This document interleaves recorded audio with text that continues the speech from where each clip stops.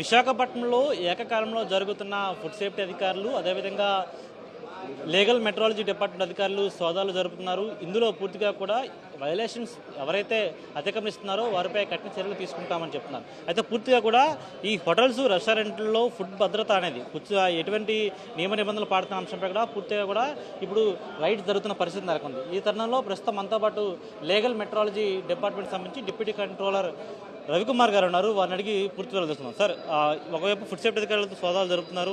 ఆ తనిఖీలో చాలా వరకు అపరిశుభ్రమైన ఫుడ్ ఏదో ఉందో అది బయటపడుతుంది. ఇక లీగల్ మెట్రాలజీ డిపార్ట్మెంట్ సంబంధించి మీరు ఏమి గుర్తించారు, ఎటువంటి యాక్షన్ ఉండబోతుంది? లీగల్ మెట్రాలజీ డిపార్ట్మెంట్ పరంగా అయితే మనకి ఈ హోటల్స్లో వాళ్ళు వాడుతున్నటువంటి వేయింగ్ స్కేల్స్ ఏవైతే ఉన్నాయో అవి ఖచ్చితంగా వెరిఫై చేసి స్టాంప్ చేయించుకోవాల్సినటువంటి బాధ్యత ఉందన్నమాట వాళ్ళకి. ఇక్కడ మనం వచ్చినటువంటి హోటల్లో వాళ్ళు వాడుతున్నటువంటి 2 వేయింగ్ స్కేల్స్ కూడా వాళ్ళు వెరిఫై చేసి గవర్నమెంట్ చేత ముద్రించుకోలేదు. అదొక వైలేషన్ మేము ఫైండ్ అవుట్ చేసాము. జనరల్గా హోటల్స్లో లీగల్ మెట్రాలజీ యొక్క వైలేషన్స్ ఎట్లా ఉంటాయంటే వీళ్ళు నెక్స్ట్ టేక్ అవే కౌంటర్ ఉంటుంది. టేక్ అవే కౌంటర్లో మనం ఒకళ్ళు ఆర్డర్ పెట్టినప్పుడు ఫుడ్తో పాటు కోక్ బాటిల్స్, వాటర్ బాటిల్స్ కూడా ఆర్డర్ పెడతా ఉంటాము.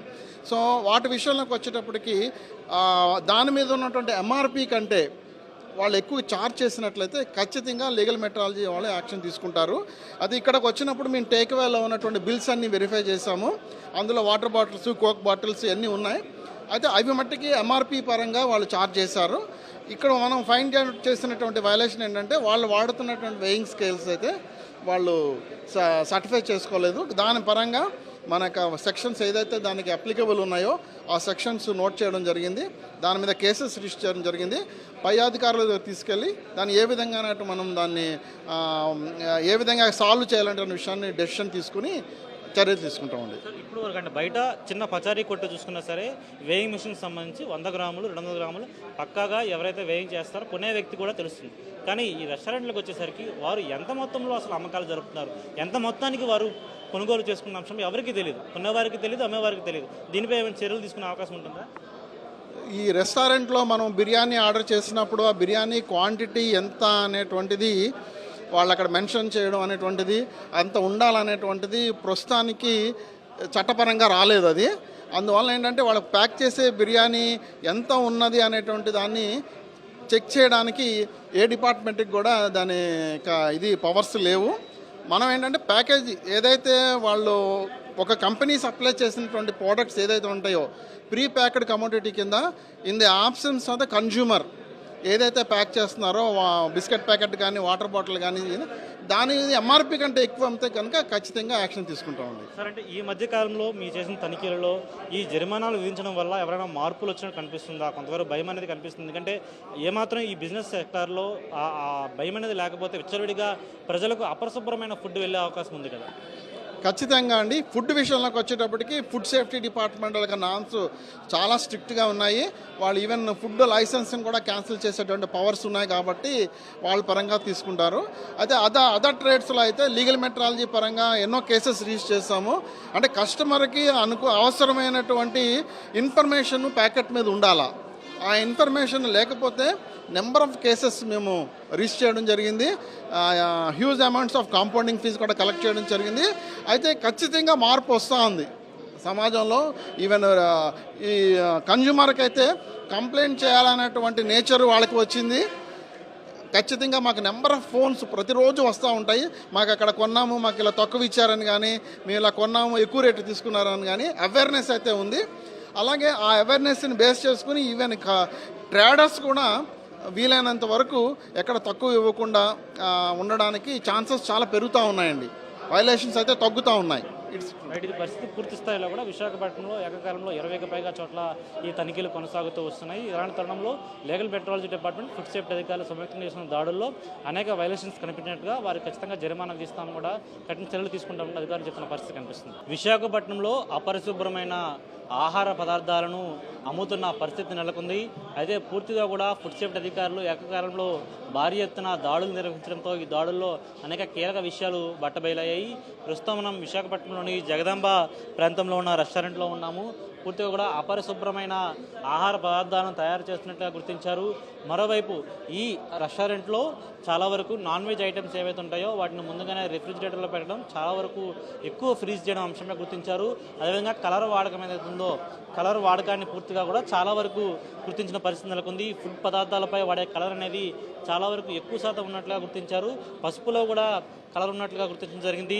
ఇన్ని మొత్తం పూర్తిగా 3 ర్యాక్స్లో కూడా మనకి ఎక్కడెక్కడ కూడా పూర్తిగా కూడా కనిపిస్తున్న పరిస్థితి నెలకొంది. మరోవైపు వీరు వాడే వేయింగ్ మెషిన్లో కూడా చాలా తేడా ఉందని గుర్తించారు. మరోవైపు చూస్తున్నాం అంటే ఆల్రెడీ వాడిన ఏదైతే ఉందో చికెన్ మెటీరియల్ ఉందో ఆ చికెన్ మెటీరియల్ ఏ విధంగా దర్శనం కనిపిస్తుంది. నల్లటి పదార్థం లాగా ఆయిల్ కూడా సరైనది వాడకపోవడంతో ఈ విధంగా నల్లటి పదార్థం పైన ఆహార పదార్థంపై ఉన్నట్లు గుర్తించారు. అయితే పూర్తిగా వీరిపై భారీ జరిమానా విధిస్తామని, అదేవిధంగా ఆహార భద్రతపై ఎటువంటి ఈ విధంగా ఎక్కడైనా సరే ఏ ఒక్క రెస్టారెంట్లో అయినా సరే ఎక్కడైనా అలసత్వం కనిపిస్తే కఠిన చర్యలు తీసుకుంటాం కూడా ఫుడ్ సేఫ్టీ అధికారులు చెప్తున్న పరిస్థితి నెలకొంది. వీడియో షాపల్రాజ్తో నరేష్, సాక్షి టీవీ, విశాఖపట్నం నుంచి.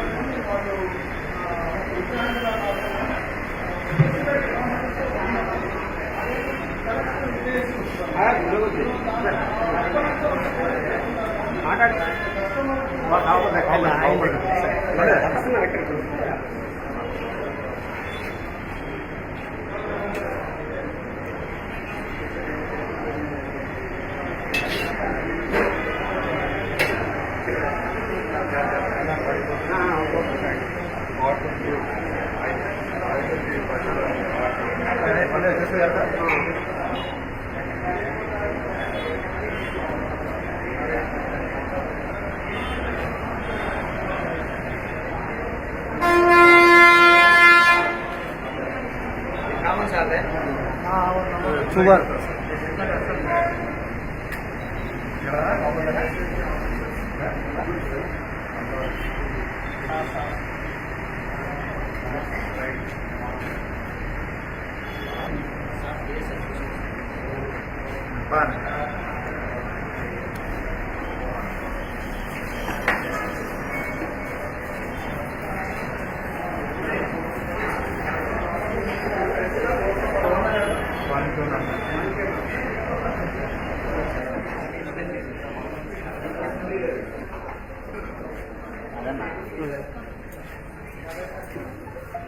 లైవ్ లో మీకు తెలిసింది నువ్వే ఇక్కడ కట్టపక్కనే అన్ని లైవ్ ఉన్నాయి.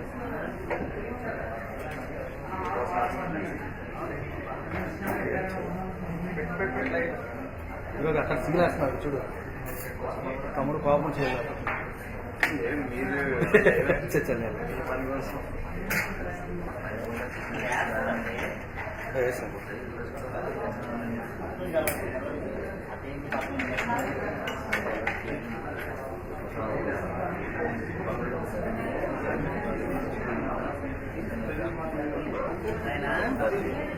ఆవిడ పెళ్ళైందా?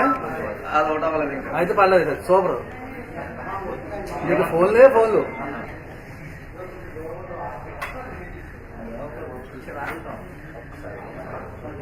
లేదా ర్యాంక్స్ అలా ఎక్కడ రమ్మన్నా ఎక్కడికి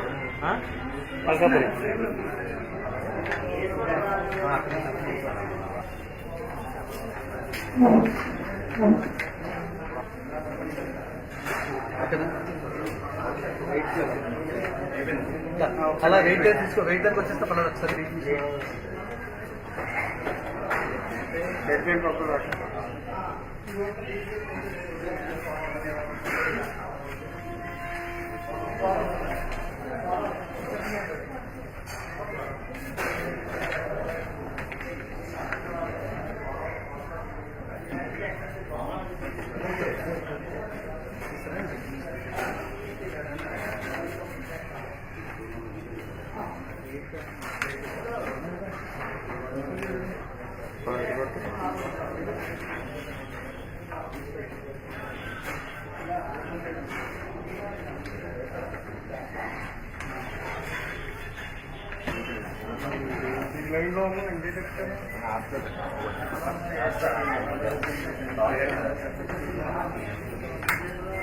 ఈ హడావిడి నువ్వు రావు కదా.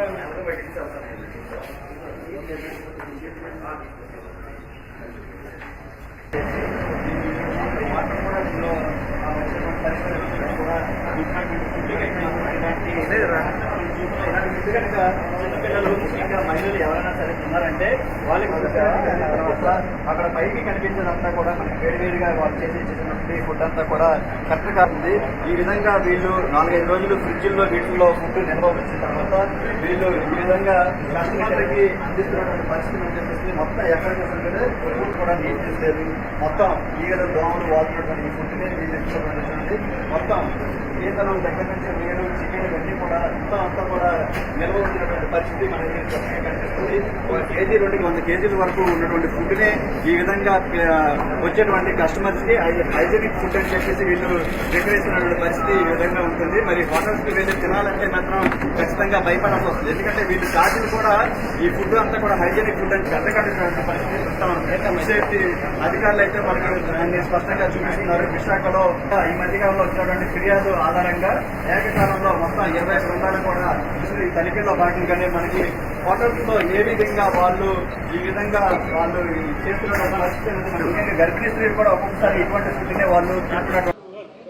విశాఖపట్నం జిల్లాలో ఏకకాలంలో 20 చోట్ల ఫుడ్ సేఫ్టీ అధికారులు, మెట్రాలజికల్ డిపార్ట్మెంట్ అధికారులు దాడులు నిర్వహిస్తున్నారు. ప్రస్తుతం విశాఖపట్నంలోని మద్దిలపాడులో ఉన్న మాయా రెస్టారెంట్ ఉన్నాం. పూర్తిగా కూడా ఇక్కడ ఎక్కువ శాతం కూడా నాన్ వెజ్ ఐటమ్స్ ఫ్రీజ్ చేసినట్లుగా గుర్తించారు. అదేవిధంగా కలర్స్ ఐటమ్స్ కూడా భారీ ఎత్తున ఉపయోగిస్తున్నట్టుగా ఫుడ్ సేఫ్టీ అధికారులు గుర్తించడం జరిగింది. ఈ ఘటనకు సంబంధించి ఇప్పటికే మెట్రాలజికల్ డిపార్ట్మెంట్ అధికారులు, అదేవిధంగా ఫుడ్ సేఫ్టీ అధికారులు సంఘటన స్థలంలో పూర్తిగా కూడా ఫుడ్ సేఫ్టీని ఏవి పాటించకపోవడంతో గతంలో కూడా ఈ రెస్టారెంట్పై కేసు నమోదు చేస్తామని చెప్తున్నారు. అయితే పూర్తిగా కూడా ఈ రైడ్స్లో చాలా వరకు కూడా ప్రజలకు ఎవరైతే ఆహారం అందిస్తున్నారో ఆహార భద్రతా పరిణామాలు ఏవి కూడా పాటించట్లేదని గుర్తించడం జరిగింది.